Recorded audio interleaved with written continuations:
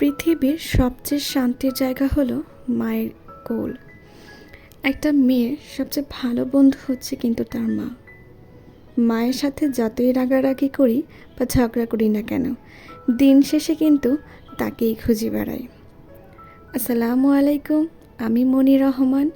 আমার চ্যানেলের নতুন আরেকটি ভিডিও নিয়ে আপনাদের সামনে হাজির হয়েছি। দূরে কাছে যে যেখানেই আছেন, আলহামদুলিল্লাহ, আশা করি আপনারা সবাই ভালো আছেন। আমিও কিন্তু আল্লাহর রহমতে অনেক ভালো আছি। আজকের ব্লগটি হচ্ছে আমার জন্য খুবই স্পেশাল, কারণ আমার দুটো স্পেশাল মানুষ আমাদের বাড়িতে ফিরে আসছে। আর এরা কারা, তারা আপনার ভিডিও শেষেই দেখতে পারবেন। তো আমি হচ্ছে ব্লগটি সকাল সকাল থেকে কিন্তু স্টার্ট করতে পারিনি। তো কাঁচা আম তো এনেছিলাম ঠিকই, সেগুলো দিয়ে কিন্তু আমসত্ত্ব করেছি, কিন্তু আরও কিছু কাঁচা আম ছিল। আপনারা কিন্তু দেখতেই পাচ্ছেন আমগুলো কিন্তু অতটা কাঁচা না। তারপরে কি করা যায়, ওগুলো দিয়ে আমের আচার তো বানাতেই হবে, কারণ এর জন্যই কিন্তু আমগুলো আনা হয়েছিল। তো আমি হচ্ছে এখানে সরিষা, ওই দিন যে পেস্ট করলাম গত ভিডিওতে, সরিষা, তারপরে হচ্ছে পাঁচফোড়ন, তো ওই পেস্টের সাথে কিছু হলুদ, তারপরে হচ্ছে সরিষা তেল, লবণ, এগুলো মিক্সড করে তারপরে হচ্ছে আমের গায়ে ভালোভাবে মেখে নিচ্ছিলাম।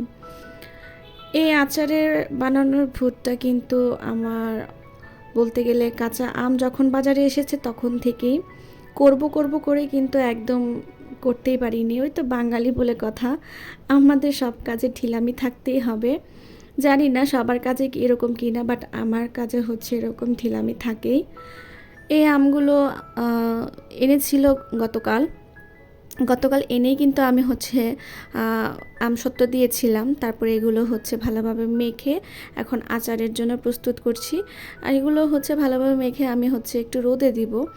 এই রেসিপিটা হচ্ছে আমার হাজব্যান্ডের রেসিপি, উনি কিন্তু আমাকে বলেছিল, তো ওনার জন্যই কিন্তু আমের আচার দেওয়া।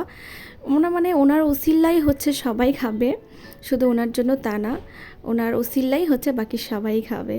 আমি কিন্তু রান্নাই ভালো মতন করতে পারি না, তো আচার তো দূরের কথা, তারপরও হাজব্যান্ডের জন্য সব চেষ্টা তো করাই যায়।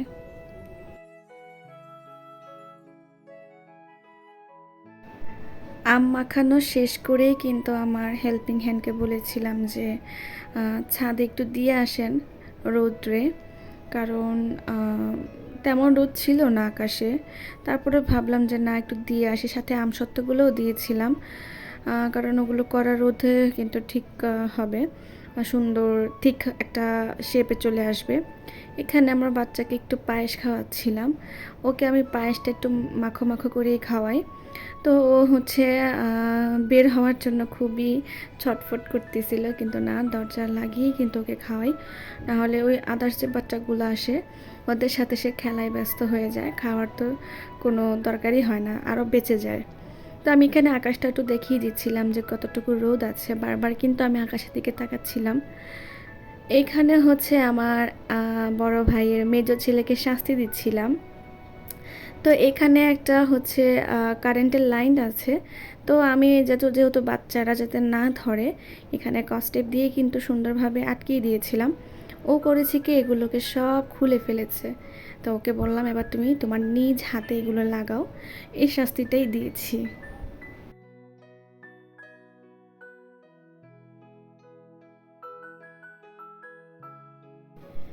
এখানে হচ্ছে মাছের ডিম, এটা হচ্ছে রুই মাছের ডিম।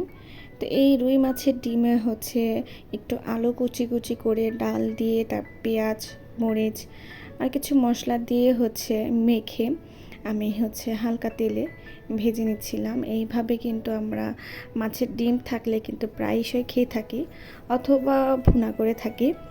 তো আপনারা কারা কিভাবে খান অবশ্যই আমাকে কমেন্টের মাধ্যমে শেয়ার করবেন। যারা আমার এখন ভিডিওটি দেখছেন তাদেরকে বলছি, আপনারা দয়া করে ভিডিওটিতে লাইক করে ভিডিওটি দেখবেন, কারণ আপনাদের একটা লাইক আমার এই ভিডিওটি কিন্তু অনেকের কাছে পৌঁছে দিতে সাহায্য করবে। আর আমার ভিডিওটি যদি ভালো লেগে থাকে তাহলে কিন্তু আমার চ্যানেলটি সাবস্ক্রাইব করে দিবেন। আমার ভিডিওটি কিন্তু অবশ্যই আপনাদের ফ্রেন্ডস, ফ্যামিলি সবার সাথে মিশে কিন্তু দেখবেন। আশা করি আমার ভিডিওটি ভালো লাগবে আর আপনাদের সহযোগিতাও পাবো। যারা এই কাজটি করে দিয়েছেন তাদেরকে অসংখ্য অসংখ্য ধন্যবাদ।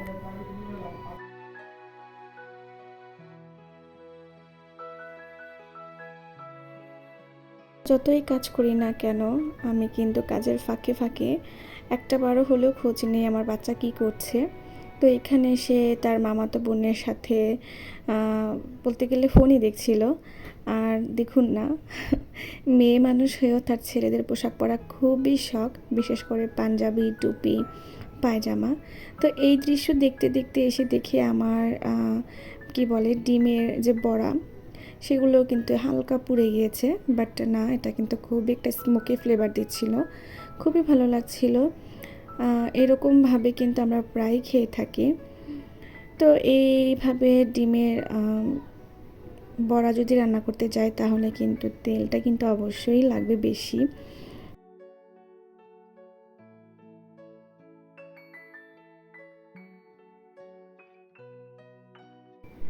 আপনারা কে কোথা থেকে আমার ভিডিওটি দেখছেন অবশ্যই কিন্তু সেটা কমেন্টের মাধ্যমে জানাবেন, আমি কিন্তু জেনে খুবই খুশি হব। তো দেখুন, বাবার বাড়িতে থেকেও কিন্তু আমি অনেক ধরনের কাজ করি, আর এই কাজ করার একটাই উদ্দেশ্য যে আমার কাজের প্র্যাকটিসটা থাকবে। আমি এমন এক ব্যক্তি, আমি যে কাজটা ছেড়ে দেব সেটা কিন্তু কয়েকদিন পর করতে গেলে আমার হয়তো অনেক ভুল হতে পারে।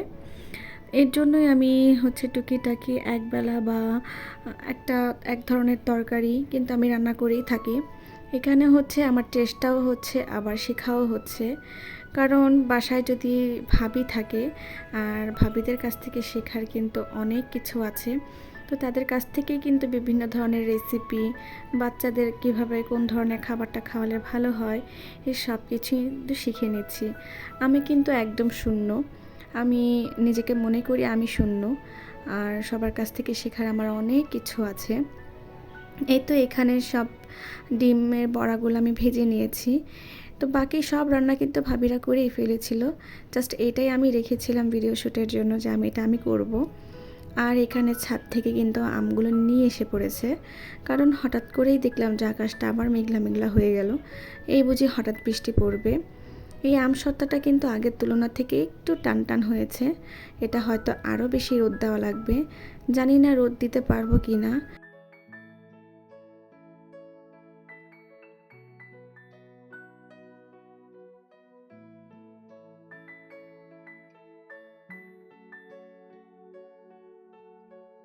আজকের এই স্পেশাল পার্সনের জন্য আমি স্পেশালভাবে গরু মাংস রান্না করব। গত ভিডিওতে কিন্তু বলেছি যে আমার আর কিছু না, ডিম ভুনা, গরু, মুরগি এই ধরনের রান্নাগুলো করতে খুবই পছন্দ করি। তো বাসায় হচ্ছে এই ধরনের রান্না হলে কিন্তু আমি এটার রান্না করার দায়িত্ব নিয়ে নিই। তো আজকের গরু মাংসটা একটু অন্যরকমভাবে রান্না করার চেষ্টা করছি। এখানে হচ্ছে বাদাম 2 রকমের, কাজু বাদাম আর হচ্ছে পোস্ত বাদাম। তো এইগুলো হচ্ছে আমি সুন্দর করে বেটে নিয়েছি, যদিও ব্লেন্ডার ছিল, জানি না আমার খুব বাটতে ইচ্ছে করলো তো আমি বাটলাম। আর হচ্ছে পেঁয়াজ বেটেও নিয়েছি, ওইটাও বেটে নিয়েছি, আমি পেস্ট করিনি। আর হচ্ছে পেঁয়াজ কুচিও দিয়েছি। পেঁয়াজ বাটা দেওয়ার একটাই রিজন হচ্ছে যে একটু গ্রেভিটা যাতে বিয়েবাড়ির স্টাইলে হয়। আর সত্যি বলতে কি, রান্নাটা পুরোটাই বিয়েবাড়ির মতো হয়েছে, সবাই প্রশংসা করেছে। এখানে হচ্ছে 4 ধরনের মশলা, হলুদ, জিরা, ধনিয়া আর হচ্ছে মরিচ। আমি কিন্তু এগুলোকে বাটি নাই, এগুলো হচ্ছে জাস্ট একটু পানিতে গলিয়ে তারপরে ইউজ করতেছি। বাবুর্চিরা কিন্তু ঠিক এইভাবেই ইউজ করে। আর 1 কাপ পরিমাণের টক দই দিয়ে দিয়েছি। আমার যেহেতু আমি বিয়েবাড়ির স্টাইলে বানাচ্ছি, তো অবশ্যই টক দইটা তো লাগবেই মাস্ট, আর বাদামটা তো লাগবেই।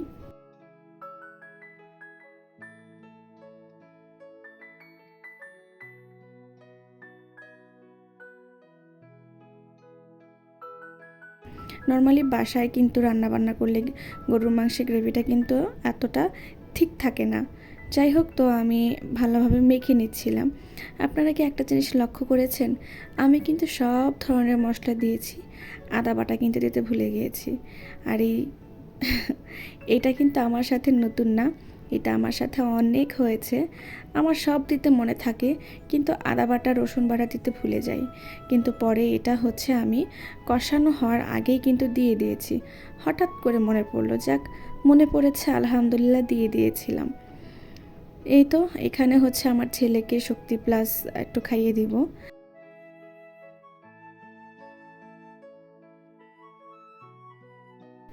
বিছানা গোছাচ্ছি সেই স্পেশাল মানুষগুলোর জন্য। যাক, আমি এখন বলে দিই, স্পেশাল মানুষগুলো আর কেউই না, আমার বাবা মা দুজনেই হঠাৎ করে টিকিট কাটে গ্রাম থেকে চলে আসবে। তো শুনেই আমরা আমি আমার 2 ভাবি একদম বলতে গেলে দৌড়াদৌড়ি একটা অবস্থা, ঘর গোছানো। তো আমি দায়িত্ব নিয়েছি আম্মুর ঘরটা গোছানো। তো তাদের ঘরে বিছানা পাতা ছিল না, তো আমি সুন্দর করে বিছানাটা বিছিয়ে নিয়েছি।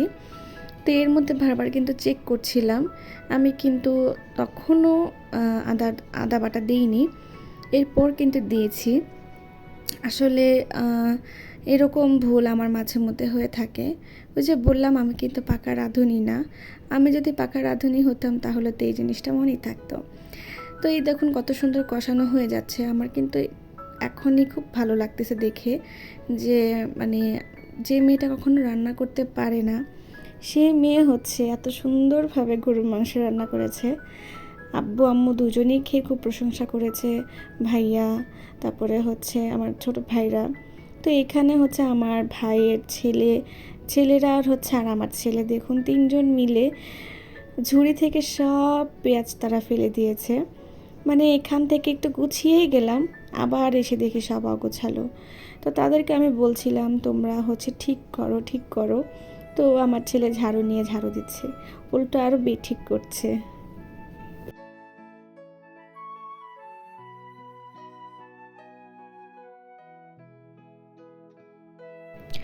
এখানে বারবার আমি মনিটরের দিকে তাকাচ্ছিলাম, যে আসলে আব্বু আম্মুকে দেখব। তো আব্বু আম্মুর ওই যে আমাদের বিখ্যাত শুটকি ভুনাটা খুবই পছন্দ করেন। যেহেতু পোলাও দিচ্ছি আর গরুর মাংস করেছি, তো ভাবলাম যে একটু কেন না ভাত আর শুটকি ভুনাও করা যায়, কারণ আব্বু পছন্দ করবে অনেক। জার্নি করে আসলে এই খাবারগুলো তাদের একটু বেশি পছন্দ হবে। আর যেহেতু এতদিন তারা ঘোরাঘুরির মধ্যেই ছিল, তো যে যেখানেই গিয়েছে ভালো মন্দ মানে খাওয়া দাওয়া হয়েছে, তাই শুটকি ভুনাটাও রেখেছি। অপেক্ষার পালা একদম শেষ। এই তো আম্মু চলে এসেছে। আমি ওখানে আমার ভাইয়ের ছেলে দৌড়ে চলে গেছে দাদু আসছে দেখে। তারপর আমি ভিডিও শ্যুট করে নিই, কারণ আম্মু এসেছে, আম্মুর সাথে গল্প করেছি, একসাথে খাওয়া দাওয়া করেছি, তাদেরকে সময় দিয়েছি। তো ওই মুহূর্তগুলো আর ভিডিও শ্যুট করতে পারিনি, আমি এতটুকু পর্যন্তই ভিডিও করেছি। আম্মু আসলে অনেক দিন পর, স্বাভাবিক, দিন কী করেছে না করেছে তার কাছ থেকে শুনবো, কোথায় কোথায় ঘুরতে গেল, কাদের সাথে কী ধরনের কথা হলো, ওগুলোই জেনেছি। তো ভিডিওটি আমি এই পর্যন্তই রেখেছি, আর লং করিনি। তো আপনারা যে যেখানে আছেন ভালো থাকবেন। আমার ভিডিওটি ভালো লাগলে লাইক, কমেন্ট, সাবস্ক্রাইব করে দিয়েন।